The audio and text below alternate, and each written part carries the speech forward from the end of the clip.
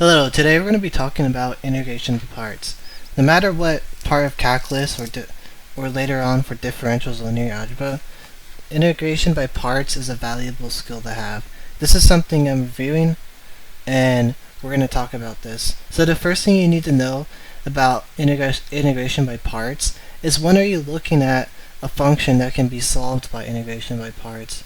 So typically when you identify one, you can see you will have a general format like this. So you'll have two independent variables. So these x values do not depend on each other, like how y depends on x. And they're also separable. Separable means that you can split the integral into logical pieces.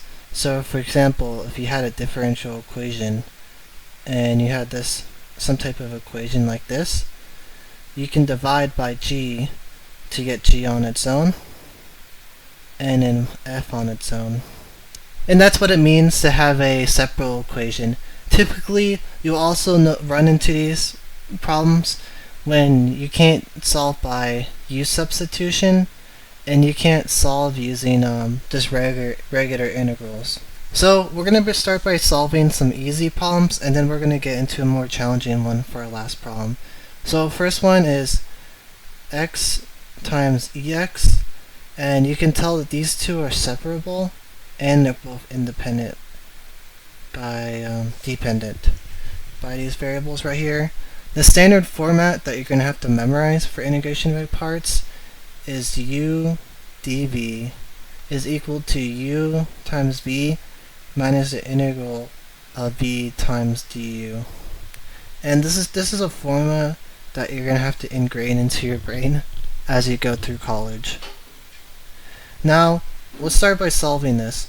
Who's our u, who's our dv? So we're going to start by writing it down right here.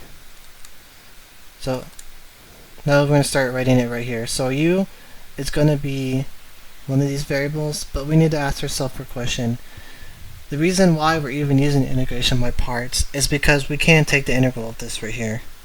So when we want to create something over here, preferably we want to get closer to being able to take the integration. So we see dv, this will get us 1 if we take the integral of x, but if we put u as e of x, we'll be left with the same exact equations before.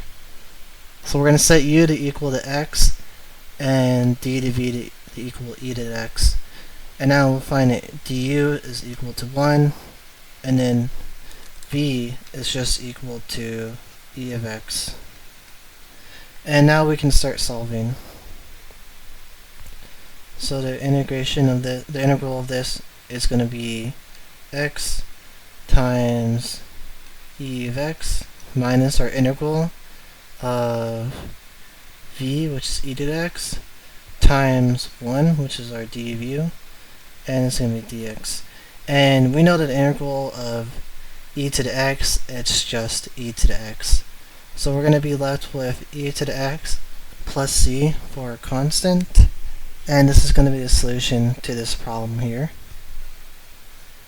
Our next problem is going to involve something also a little bit easier, just to drive the point, and then we're going to get into something that's a little bit harder. So now we're given this other equation, the integral of x times sine of x. So we know that when we take the integral of sine, it's going to cycle from sine to cosine and sine again. So we don't want to be signing that for our u value, as our u value is what's going to take the derivative of. And so we're going to set x to being our u, because when we take the integral, that's just 1. And 1 times sine, and the integral of that is just negative cosine.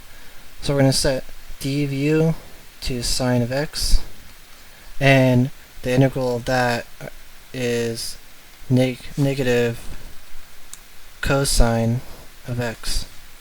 Now let's solve here.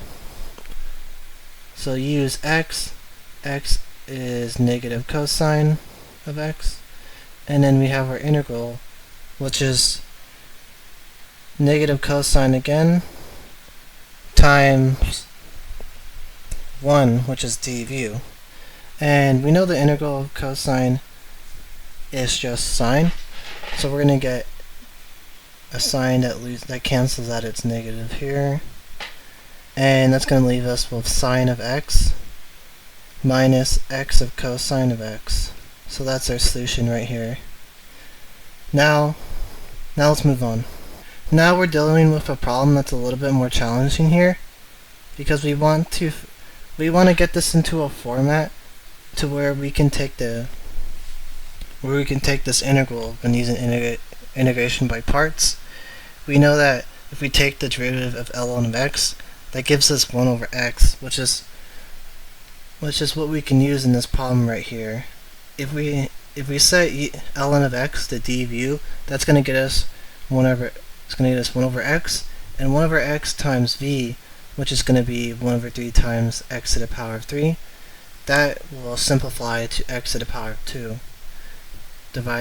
times 1 over 3, which will give us a problem that we can easily take the integration of.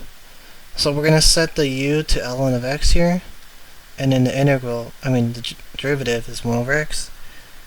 dv will be set to x squared, and the integral of that is this right here. And now we can start solving this. So we're going to set u is ln of x, and our v is 1 over 3 x to the power of 3, subtraction of our v, which is going to be 1 over 3 x cubed times 1 over x from before. And we know that the solution to this is going to be minus, and we can move this outside, but we know we're going to get, this is going to be 2, and the integral of that is going to bring us to 3 again. So when you have 1 over 3 times 1 over 3, that should give us 1 over 9. If that's not correct, let me know in the comments, so I'll know later. And that's the solution for this.